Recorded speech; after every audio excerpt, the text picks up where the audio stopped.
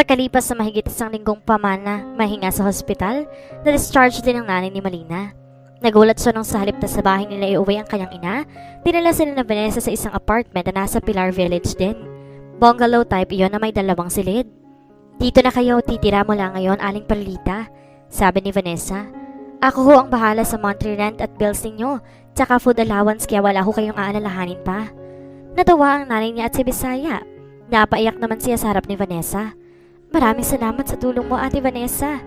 Inakbayan siya nito. You are my little sister, Malina. Mula ngayon ituring mo na ako na parang tunay na kapatid. Yumakap siya rito.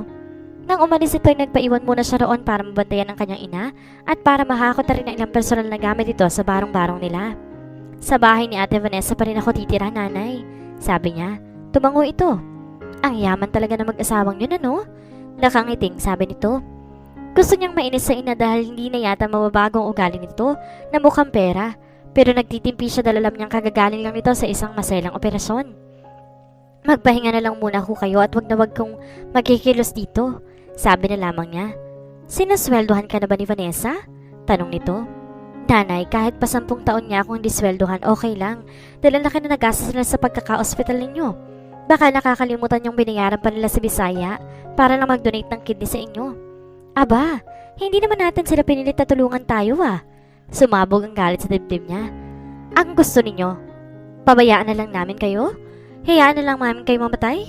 Teka nga, bakit ganyan ka na ako makapagsalita ngayon? Para nagmamalaki ka na.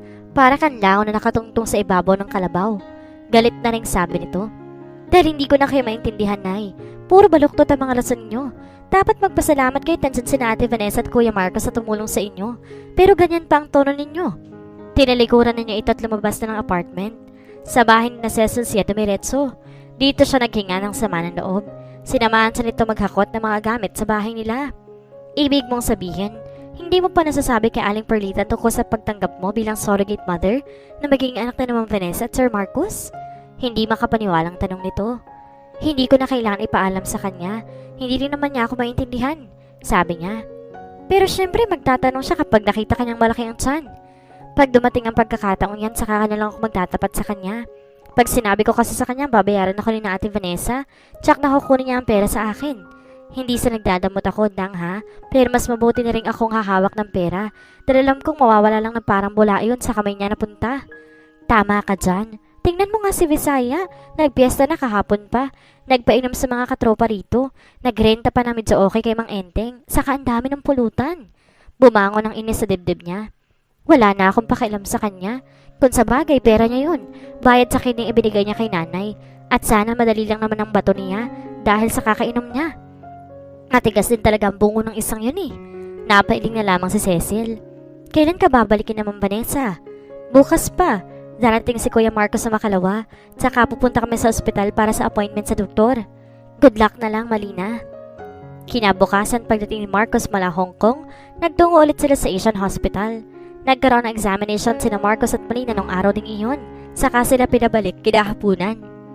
Nagpaliwanag si Dr. Belinda Morales sa harap nilang tatlo, nina Vanessa at Marcos. Both Marcos and Malina are healthy, so I suggest an IUI or intrauterine insemination in this case. In IUI, the warm prepared sperm of Marcos will be introduced into Miss Malina's uterus at the same of ovulation. Ang aim natin mapalapit ang sperm sa egg ni Malina, and it will be done through the natural cycle or what we call the unstimulated cycle. In an unstimulated cycle, the IUI is timed to take place at the time of natural ovulation. I may ask Miss Malina to detect ovulation using an ovulation predictor kit, or I may track her cycle using blood and urine test. IUI is usually done between day 12 and day 15 of a natural menstrual cycle, but the exact day will depend on Miss Malina's particular cycle and when ovulation is detected. Habang nagsasalita ang doktora, tahimik na nakikinig lang ang mag-asawang Marcos at Vanessa. Siya naman ay wala na sa sinasabi ng doktor ang isip. Hindi niya alam kung bakit parang na-excite na rin siya na mabuntis, knowing na si Marcos ang magiging ama ng kanyang anak. Lihim niyang pinagalitan ng sarili. Kalokohan ang iniisip niya. Dapat niyang itanim sa isip na kung sakali mang magbuntis na siya, pagkapanganak niya wala na siyang karapatan pa sa bata. Hinintay lang ni Marcos na maisanin ang sperm nito sa uterus niya. Pagkatapos, bumalik na ulit ito sa Hong Kong dahil may sakit ang ama nito roon at kailangan ng presensya nito sa opisina. Nagpaiwan pa rin si Vanessa dahil gusto niyang bantayan siya at matiyak na lagi siyang maayos habang hinihintay ang magiging resulta ng procedure na sinagawa ni Dr. Morales. Isasama sana kita sa birthday party ng kaibigan ko sa Antipolo mamayang tanghali, pero ayoko naman na mapagod ka, sabi ni Vanessa habang nag-aalmusal sila. Okay lang ba na maiwan ka na muna rito? Uuwi rin naman ako mamayang gabi. Naku, okay lang ate. Manonood na lang ako ng DVD sa sala. Sige, maraming pagkain sa fridge. Pwede ka rin magpa-deliver sa Jollibee o KFC. Nasa directory naman yung number nila. Sige ate. Bandang 12:00 ng tanghali na makarating si Vanessa ng Antipolo. Ang kaibigan niyang si Lilibet pinsang buo ng dati niyang boyfriend na si Lexter. Hindi naman natapos ang pagkakaibigan nila kahit na nagkahiwalay na sila ni Lexter noon. Kahit nung nasa Hong Kong siya, regular pa rin ang komunikasyon nila ng kaibigan dahil sa Facebook. May asawa na rin si Lilibet at 2 na rin ang anak. Hindi niya inaasahan na pagdating niya sa bahay ng mga ito, ay doon muling magtatagpo ang mga landas nila ng ex-boyfriend niya. Binulungan siya ni Lilibet. Tiyak na nagulat ka ng todo dahil nakita mo si Insan, no? Susme, ako rin, no? Hindi ko inaasahan nga rin ito na pala siya sa Maynila. Akala ko ba sa London na sila nakatira ng asawa niya? Pabulong din tanong niya. Oo nga, yun ang alam ko. Natigil sila sa pag-uusap nang lapitan sila ni Lester.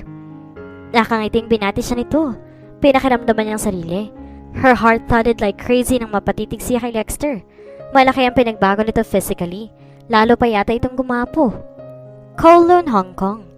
Nasa loob ng kanyang private office si Marcos. Dapat mag-double time siya para matapos na lahat ng paperwork niya at na makauwi na ulit siya ng Maynila. But in the past few days, halos hindi niya magawang i-concentrate ang sarili sa pagtatrabaho. Ginugulo ni Malina ang isipan niya. Hindi niya alam kung bakit parang halos sinasakop na nito ang buong araw niya. Halos hindi niya naiisip si Vanessa at taho konsensya siya sa kanyang asawa. Kapag naiisip niya si Malina, tinatanim lang niya sa isip na kaya siguro siya nag-aaral ng ganun dito ay dahil ito ang magdadala sa magiging anak nila ni Vanessa. Napatitig siya sa kanyang cellphone. Matagal na pinag-isipan ang susunod na gagawin. Sa halip ng cellphone number ni Vanessa ang i-dial ay ang telepono sa bahay ang tinawagan niya. Sa pagbabaka sakaling si Malinang makakasagot sa tawag. Nagdiwang ang kalooban niya nang marinig ang malamyos na tinig ito sa kabilang linya. Marina, si Marcos ito, sabi niya, and he hated himself for acting like a teenager. Kuya Marcos, kayo pala. Kamusta po? Mabuti naman ako. Kamusta ka na rin? Okay naman ako, kuya. Good. Kumain ka na ba? Hindi pa. Ha? 12:30 na dyan ah. Marina, nagpapakagutom ka ba? Kamemerienda ko lang ng cake kanina, kuya. Pero kakain rin ako maya-maya. Okay, wag kang magpapagutom ha? Opo. Okay, I gotta go. May gagawin pa ako. Sige po, kuya. Natigilan si Malina nang matapos ang pag-uusap nila ni Marcos. Hindi man lang nito kinumusta si Vanessa at ang pag-aaral nito sa kanya ay sumusuot iyon sa kaibuturan ng kanyang puso. Pero inisip na lang niya ang pag-aaral nito ay dahil gusto nitong maging malusog siya palagi para maging maayos ang kalusugan niya kung sakaling mabuntis na siya. Sasabihin niya bukas kay Vanessa na bibili siya ng mumurahing cellphone. Importante rin kasi yun in case of an emergency. Last week ay nakapagbukas na siya ng account niya sa bangko. Doon idiniposito ni na Vanessa at Marcos ang down payment ng bayad sa pagiging surrogate mother niya sa anak ng mga ito. 11:00 ng gabi wala pa rin si Vanessa. Hindi muna siya natulog dahil gusto niya masiguro na nakauwi ito ng maayos bago siya pumigit. Tinawagan niya ito sa cellphone nito pero naka-off yun. Hanggang sumapit ang 1:00 ng madaling araw at makatulog na siya ay wala pa rin ito. Umaga na makauwi ito. Napansin niyang parang tulala si Vanessa nang dalhan siya nito ng kape sa sala. May problema ba, Ate Vanessa? Walang problema, Marina. Medyo napainom ako kagabi sa birthday ni Lilibet. Di na ako nakauwi dahil delikado ako magdadrive pa ako. Tumango siya. Tama lang yun, ate. Pero nag-aalala ako sa'yo kagabi. Hindi ko naman makontak ang cellphone mo. Speaking of cellphone, gusto ko sanang bumili ng sariling cellphone. Te, tumango ito. Bumili ka mamaya sa mall pero hindi na kita masasamahan. Lalabas ulit ako mamaya okay lang ba sa'yo? Sige ate. Napansin ni Malina na mula nang pumunta si Vanessa sa kaibigan nito sa Antipolo, naging sunod-sunod na ang paglabas nito. Madalas sa ating gabi na umuwi ito sa bahay. Nagtataka na siya dahil napansin din niya na parang kakaiba ang kinikilos ito. Lately, madalas siya nito nahuhuling tulala at parang laging may malalim ang iniisip. Gusto niya itong kausapin at tanungin kung may problema ito, pero nauunahan naman siya ng hiya. Baka kasi personal na iyon at di na ito magustuhan kung mag-uusisa pa siya. Malina, May appointment ka mamayang alas 10 ng umaga kay Dr. Morales, hindi ba? Opo, Ate Vanessa. Ihahatid na kita roon mamaya. Tapos mag-taxi ka na lang kapag pauwi ka na, ha? Napakunot noo siya. Aalis ka, ate? Nag-iwas ito ng tingin sa kanya. Oo, pabalik din ako mamayang hapon. Tumango na lamang siya. Nang sakay na sila ng kotse nito patungo sa Asian Hospital, binilinan siya nito. Malina, baka tumawag si Marcos, ha? Sabihin mo lang nasa mall ako, ha? Sige po. Napipilitang sagot niya. Pero ang sinabi nitong uuwi rin ng hapon hindi nangyari. Hating gabi na nang marinig ni Malina ang kotse nito papasok sa garahe. After 2 months of waiting, nabuntis na rin si Malina. Tuwang-tuwa si Vanessa. Napaiyak naman siya dahil sa isiping may buhay na nasa sinapupunan niya. Halos magsikip ang dibdib niya sa labis na kaligayahan. Ibalita mo na agad kay Kuya Marcos, ate. Sabi niya nang paalis na sila sa Asian Hospital. Hindi yata nito narinig ang sinabi niya dahil habang nagmamaneho, parang ang lalim na naman ang iniisip nito. Pagdating nila sa bahay, dumiretso agad siya ng kanyang silid para magpalit ng damit pambahay. Sinundan siya nito roon. Marina, may pag-uusapan sana tayo. Bungad nito. Sige, ano yun, Ate Vanessa? Inakay siya nito sa gilid ng kama at saka magkatabing umupo sila roon. Tumitig muna ito ng matagal sa kanya bago nagsimulang magsalita. Marina, hindi man ako nagsasalita in the past weeks. Alam ko may mga katanungan ka sa napapadala sa paglabas ko. Minsan hating gabi na ako umuwi at minsan inaabot na rin ng umaga. Yun ay dahil kay Lexter. Lexter? Sinong Lexter? Nagtatakang tanong niya. Yun ay kwento ko na sa'yo na ex-boyfriend ko. Nagulat siya.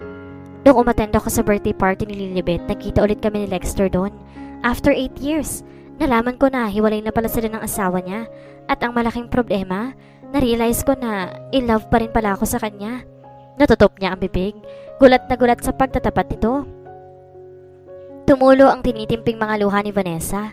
Hindi ko kagustuhan ng lahat ng ito, Malina. Pero hindi ko magawang tanggihan si Lexter. Lalo pat nararamdaman kong mahal pa rin niya ako at gusto niya magkabalikan kami. Pero may asawa ka pa rin, Ate Vanessa. Alam ko, Marina, pero nagmamahalan kami ni Lexter. Hindi ba't nasabi ko na rin sa'yo noon pa na medyo tinatabangan na ako sa pagsasama namin ni Marcos? Kaya nga gusto ko magkaanak na agad kami pero nangyari ang hindi dapat mangyari. Nagkita namin ni Lexter at na-realize namin mahal pa namin ang isa't isa. Pero paano si Kuya Marcos kung magkakabalikan kayo ni Lexter? Hindi pa man parang naaawa na siya kay Marcos. Napakabait nito para masaktan ng todo kapag nalaman nitong nagtataksil ang asawa nito. Nakapag-usap na kami ni Lexter last week pa. Gusto namin magkabalikan. Ibig sabihin, makikipaghiwalay ako kay Marcos. Diyos ko, sambit niya. Ayoko rin namang lokohin si Marcos at ilihim na lang sa kanya ang tungkol sa relasyon namin ni Lexter. Ang gusto kasi ni Marcos sa Hong Kong pa rin ako manirahan pagkatapos mong manganak. At si Lexter naman nagbakasyon lang dito sa Pilipinas. Babalik din siya sa London dahil naroon ang trabaho niya. May sarili siyang bahay doon. Pero mahal ka ni Kuya Marcos, Ate Vanessa. I know, Malina, but in time, matatanggap din niya ang lahat. Habang maaga pa, kailangan ni malaman na niya tungkol sa amin ni Lexter. I'll talk to him. Ayoko rin naman kasi maghiwalay kami ng basta na lamang. Alam ko na hindi niya ako mapapatawad pero darating din ang panahong matututuhan niya yun kapag nakatagpo na siya ng bagong baeng mamahalin. Sumagi sa isip niya ang batang nasa sinapupunan niya. Nabahala siya dahil doon. Pero papaanong pinagbubuntis ko, ate? Mag-uusap muna kami ni Marcos, Marina. In the meantime, ililihim muna natin sa kanya na buntis ka na. Sa makalawa naman, darating na siya eh. Doon ko na lang ipagtatapat ng tungkol sa pagbubuntis mo. Naghihintay si Vanessa sa arrival area. Marcos tried so hard para ipakita sa asawa na na-miss niya ito nang yakapin niya ito. Napailing na lang siya dahil hindi niya talaga makapasa dibdib ang pananabik dito. Lihim pa nga siya ng lungkot dahil hindi nito kasama si Malina nang sundain siya. Kamusta ang biyahe? Tanong ni Vanessa sa kanya. Nasa daan na sila palayo sa airport. Ito ang nasa driver's seat. Pilit siyang umiti. Okay lang, honey. Pagdating nila sa bahay, walang Malina na sumalubong sa kanila. Tahimik ang buong paligid. Si Malina? Hindi nakatiis sa tanong niya. Inihatid ko siya sa apartment nila kanina bago kita sundo sa airport. Sagot nito. Dadalawin daw niya ang nanay niya. Gusto sana niyang itanong ko anong oras sa uwi ito pero naisip niya na baka magduda ng asawa niya. Igagawa kita ng juice, sabi ni Vanessa at saka nagtungo na sa kusina.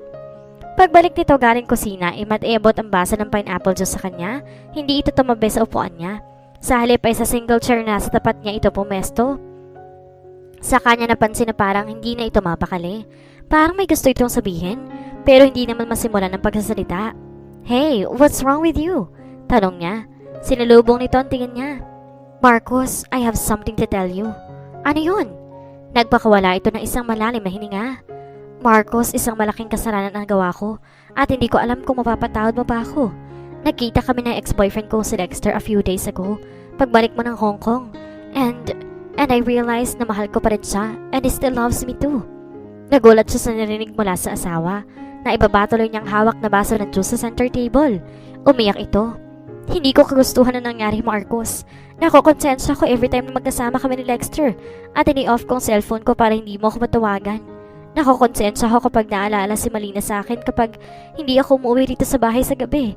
I did not want you to hear this pero mula nang malaman natin sa doktor ko sa Hong Kong na hindi mo ako mabubuntis, parang unti-unting namatay ang damdamin ko para sa iyo sa pagsasama nating dalawa. Natakot ako dahil ayoko mauwi sa walang pagsasama natin kaya nagdesisyon ako dapat magkaroon tayo ng baby. Pero nangyari na nga itong pagkikita namin muli ni Dexter but he is married, right? Kaswal pa rin ang tinig niya ng itanong iyon. Nasaktan siya sa nalaman. Kahit naman inaman niya sa sariling attracted siya kay Malina, may pagtingin pa rin naman siya sa asawa niya. For the past 7 years, he had loved Vanessa and cared for her. Umiling si Vanessa. Divorced na sila ng asawa niya a half year ago, kaya malaya na siya. Tumungo ito. Pinalis sa mga luha sa pisngi at saka muling nagkangat ng mukha at tumitig sa kanya. Kahit naman pilitin mo akong hiwalayan siya ngayon, it's too late, Marcos.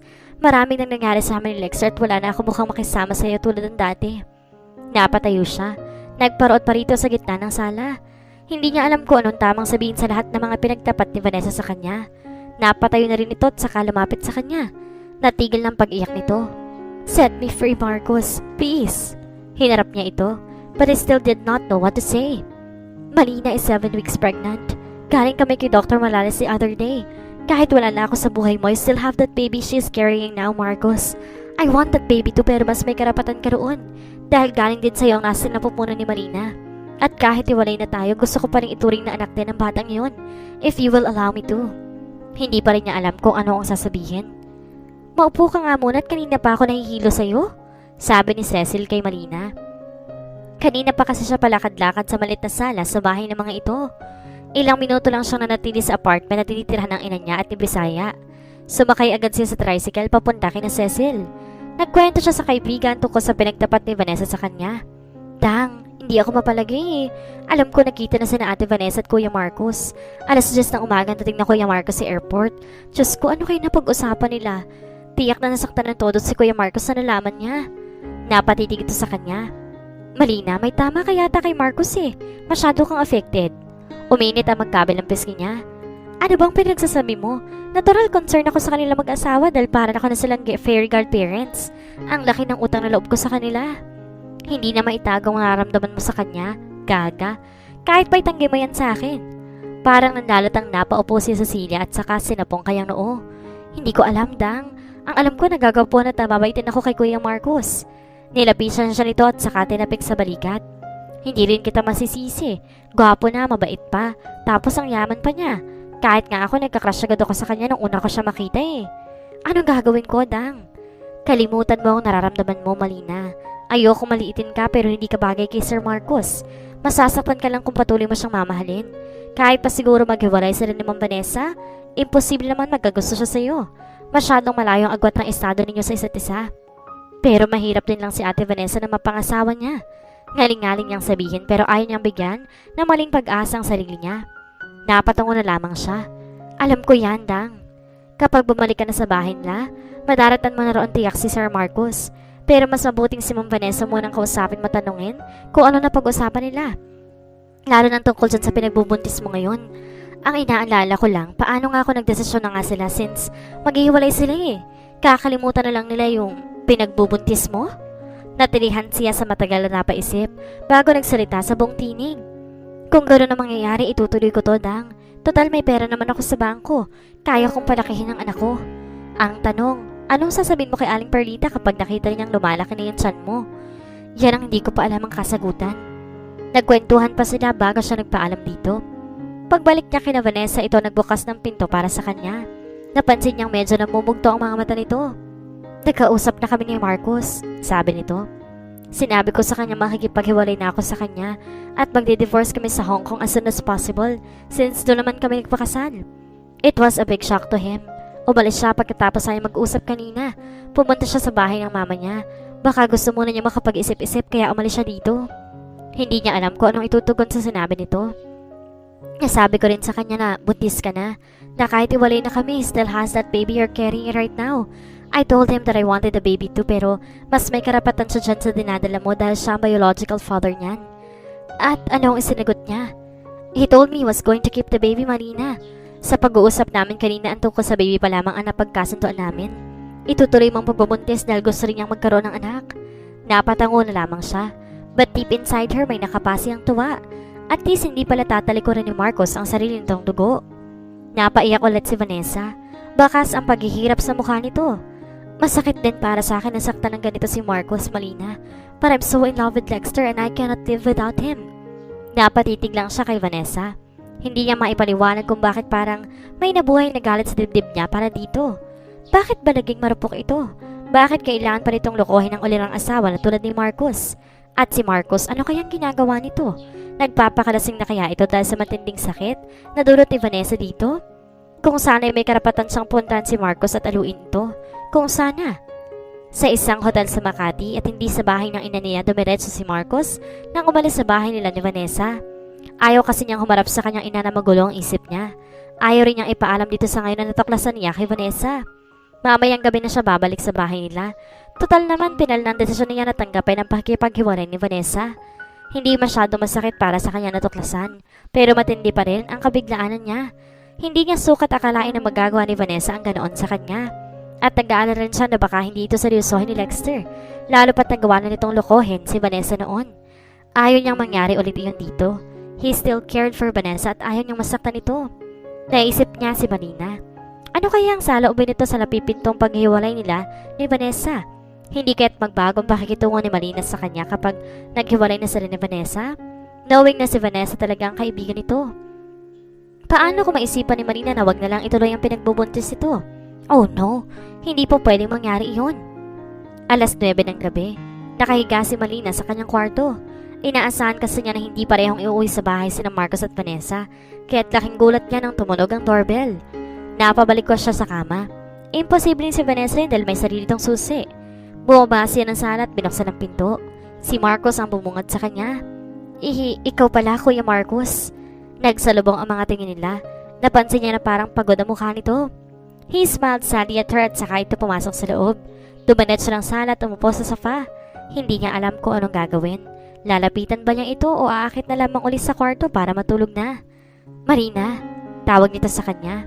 Maupo ka muna at mag-uusap tayo. Tumalima siya, pero halos sumikip ang pagkaya niya dahil sa tindi ng nervous na nararamdaman. Umupo siya sa katapat ng kinauupuan nito. Si Ate Vanessa mo. Kaswal na tanong nito. Anong isasagot niya? Maglilihim ba siya at sasabihin hindi niya alam kung saan ito nagpunta? Pero kung sasabihin niya ang totoo, masasaktan si Marcos. Hindi ko po alam kung saan siya pumunta, kuya. Aniya, nag-iwas siya ng tingin dito. Pumuntong hininga ito. It's okay. Muli siyang napatingin dito. Titig na titig pa rin ito sa kanya. Mali na nakapag-desisyon na ako. Pumapayag ako mag-divorce kami ni Vanessa and we need to go back to Hong Kong as soon as makapagpabook ako ng flight namin bukas para masimulan na namin ng divorce proceedings. Hindi siya nagsalita at may nabuting makinig na lamang sa mga sinasabi nito. At tungkol sa iyo ng bata, itutuloy mo ang pinagbubuntis mo, Malina. We planned for that. We waited for that. Kaya kailangan bigyan natin yan ng importansya. That child deserves to live too. Despite of what happened between me and Vanessa, dito ka pa rin titira sa bahay hanggang sa makapakanak ka na. And I'll see to it na madadalaw kita rito kapag nasa Hong Kong ko. Opo, kuya. Hindi niya alam kung bakit bigla na lang siyang napaiyak. Hindi nakatiis na tumayo na siya at tumakbo sa may hagdan. Pero bago pa niya na isampa ang isang paa niya sa baitang, naramdaman niya ang kamay nitong humapit sa baywang niya. Paglingon niya ay kinulong siya nito sa mga bisig nito. Marina, he muttered hoarsely. Hindi niya napigilan ang sarili at umiyak na siya sa balikat ito. Sa nangyayari sa mag-asawa, siya ang higit na naapektuhan. O siguro hormones lang yun.